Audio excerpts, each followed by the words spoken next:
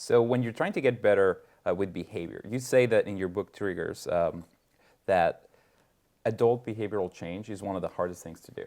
Why is change so hard? Well, in many ways, the more successful we become, the harder it is.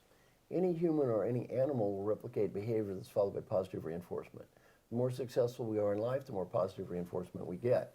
And the more we fall into something called the superstition trap. I behave this way, I am successful. Therefore, I must be successful because I behave this way. Wrong. Everyone I work with is incredibly successful, and they all behave the way they behave. And they're all successful because of doing many things right, or they wouldn't be there. And they're all successful in spite of doing a few things that are stupid. And I've never really met anyone who was so wonderful that we had nothing on that stupid list. That makes me think of your other book, What Got You Here Won't Take You There. Yes, yes. So if you had to compare that book with your latest book, Triggers, what would you say are some of the similarities and some of the differences? Well, I've done 3 books that are New York Times bestsellers. What Got You Here Won't You There is largely focused on interpersonal relationships. My book Mojo is more intrapersonal. That's how do you view yourself. And then my book Triggers is really more about the environment, how the world changes us and we change the world, how the triggers in our environment influence what we're doing.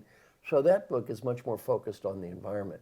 One of the challenges of writing a best-selling book is the next book has to be different, because one of the first criticisms you get is just a replay of the last book.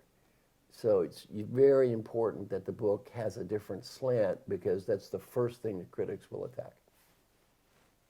So when we think about coaches reading your books, what would you recommend to coaches as they work with clients on these very difficult things, which is behavior change? What have you learned works better than other things for a coach to start ingraining into their practice? I think my deepest learning for coaches is this. The client I spent the most amount of time with did not improve at all, and they did not get paid. The client I spent the least amount of time with improved more than anyone I've ever coached. 200 people got better, and I did get paid. Well, that's a humbling lesson. I have a degree in math. I made a chart. On one dimension was called time spent with Marshall Goldsmith. The other dimension was improvement. There was a negative correlation between spending time with me and getting better. I thought there's a humbling chart, right? Humbling chart.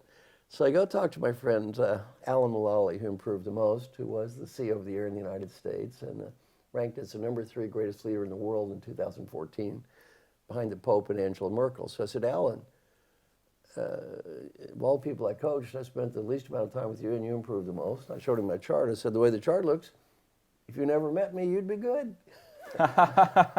What should I learn about coaching from you? And he taught me 2 lessons. One, don't make coaching about yourself and your own ego and how smart you think you are. Make it about the great people you work with, and it's all about the customer. It's not about you.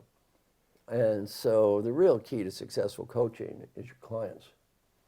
I may not be the best coach in the world, but I have the best clients in the world. Yeah, so I have wonderful clients, and they're smart, they're hardworking, they have high integrity, dedicated people.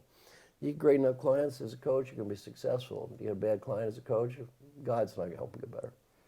So it sounds like what we need to do in the coaching industry to improve outcomes is to be able to allow coaches to find the right clients so that they can actually choose the people they want to work with. So many coaches have to work with whoever they have to work with because they need to make ends meet. So there's something we need to do as a profession to be able to make sure that there's better fit between client and coach. And hopefully that's where technology can come in, right? And that's how I look at things.